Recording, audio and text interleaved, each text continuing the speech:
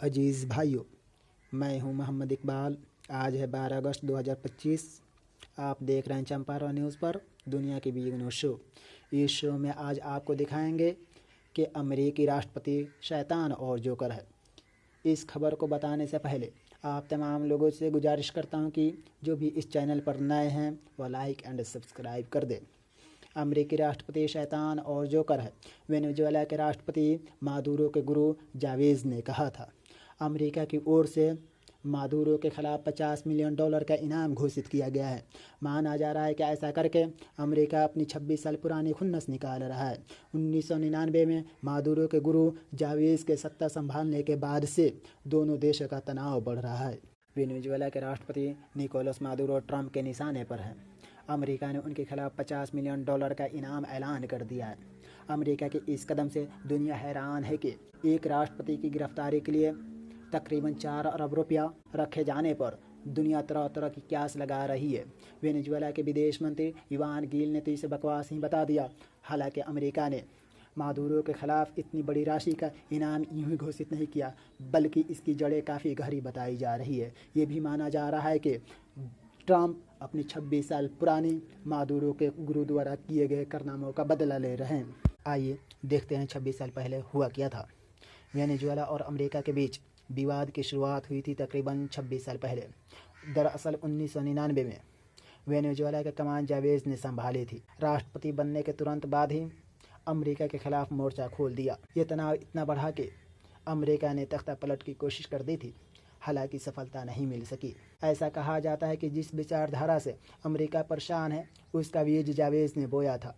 इसके बाद जावेज़ भी नहीं रुके और कई मौक़ों पर अमेरिकी राष्ट्रपतियों के बारे में शैतान और जोकर जैसे शब्द प्रयोग करते रहे। पहले बुश को बताया था शैतान। 26 साल पहले बढ़े इस तनाव के बाद 2006 में वेनेजुएला के तत्कालीन राष्ट्रपति जावेज़ ने संयुक्त राष्ट्र महासभा में तत्कालीन अमेरिकी राष्ट्रपति जॉर्ज बुश पर कड़ा हमला बोला था। उन्होंने बुश को बताया था शैतान। वह खुद को दुनिया का मालिक समझते हैं। जावेज़ ने एक पहले बुश के भाषण पर कहा था कि कल यहाँ शैतान आया था, ठीक इसी जगह आज भी सल्फर की गंध आ रही है। न्यूयॉर्क टाइम्स की एक पुरानी रिपोर्ट के मुताबिक इसके बाद जावेज़ ने खुद पर क्रॉस का चिन्ह बनाकर प्रार्थना की, मुद्रा में हाथ जोड़े थे, छत की ओर देखा था। इसके बाद जावेज़ ने कहा था कि मैं अमेरिकी राष्ट्रपति को शैतान कहता हूँ। जो यहाँ आया था ऐसा बोल रहा था मानो वो पूरी दुनिया का मालिक हो। जावेज़ यहीं नहीं रुके थे। 2011 में कैंसर के निदान के बाद जब वो अपनी पहली विदेश यात्रा जाने वाले तो ठीक उससे पहले 20 दिसंबर के दिन उन्होंने बराक ओबामा को जोकर बताया था। उन्होंने कहा कि पहले अपने शासन पर ध्यान दो जिसे तुमने बर्बादी में बदल दिया है। ओबामा के लिए शब्द जावेज़ ने तब कहे थे जब ओबामा ने वेनेजुएला के ईरान और क्यूबा के साथ व्यापारिक और राजनीतिक संबंधों की आलोचना की थी। इसके बाद जावेज़ ने कहा था कि ओबामा ने हम पर हमले का फैसला किया है, यानी वे वेनेजुएला पर हमला कर वोट जीतना चाहते हैं, जो कि एक जोकर है। हमें शांति से जीने दें और अपने किए हुए वादे को पूरा करके वोट हासिल करें। जावेज़ के ही चेले हैं मादुरो।